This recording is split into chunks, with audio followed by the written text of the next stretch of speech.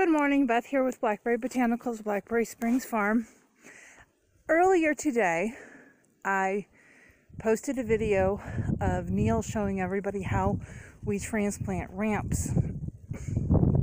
And I said, when I posted it in the original comments, that I would do a follow-up patch on one of our 2-year patches.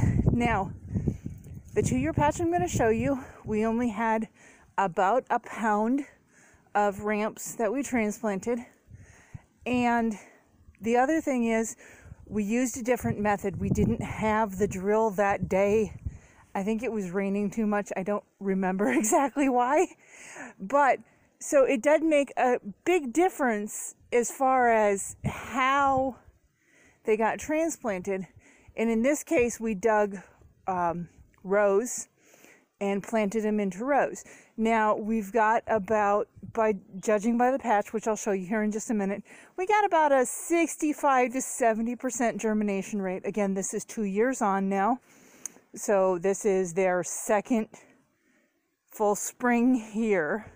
So I guess you'd say it was planted 3 years ago, because the first year, essentially when you transplant them, for the most part, they die. The whole top dies off, which is fine because you want that growth to go back into the root. But I've got a couple of little rows here. This is one that we've decided when we planted it, we're just going to leave it alone. And because we want it to take over in this area. Again, this is on another hillside where there's a lot of drainage that comes down. Over on this side, on the north side, we're bound by a spring, and then on the south side there's another one.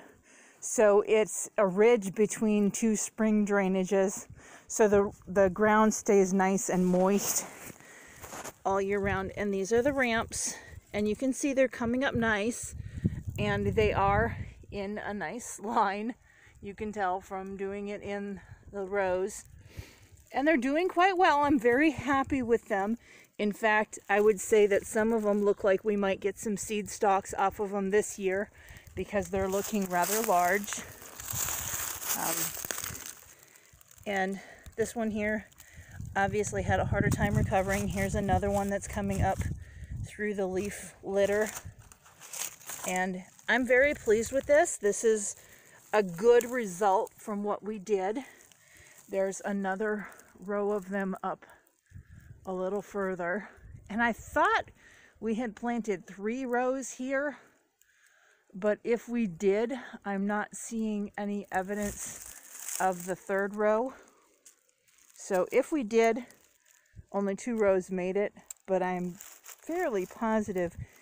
I know we didn't have a lot that time because they had kind of dried out,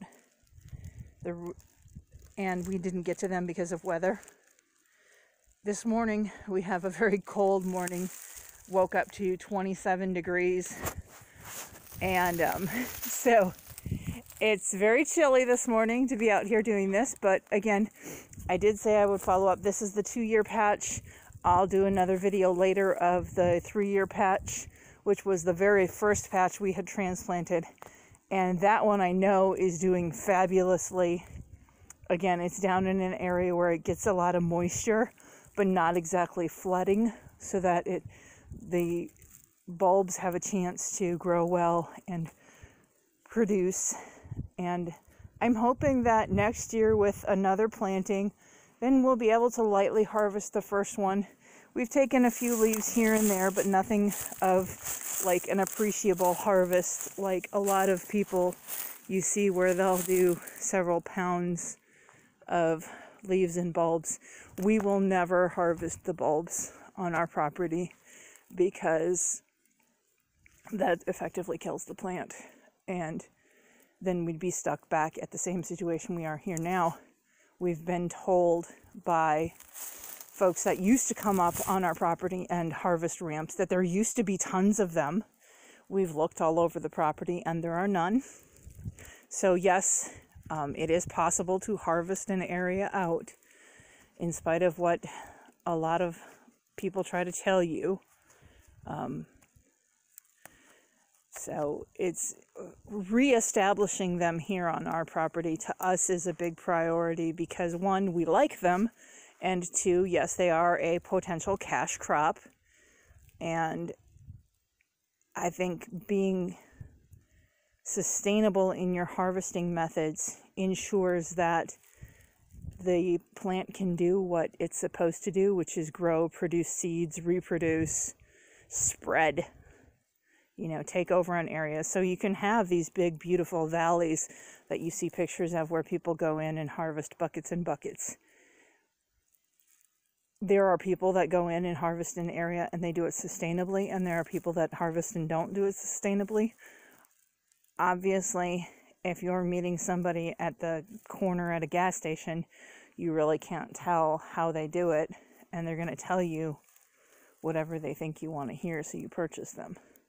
And yes, I do realize that we are kind of buying into the overharvest right now because there's no way to get them reliably growing without having the actual transplants from seed is pretty unreliable. It can be done, it's just not as easy as other methods.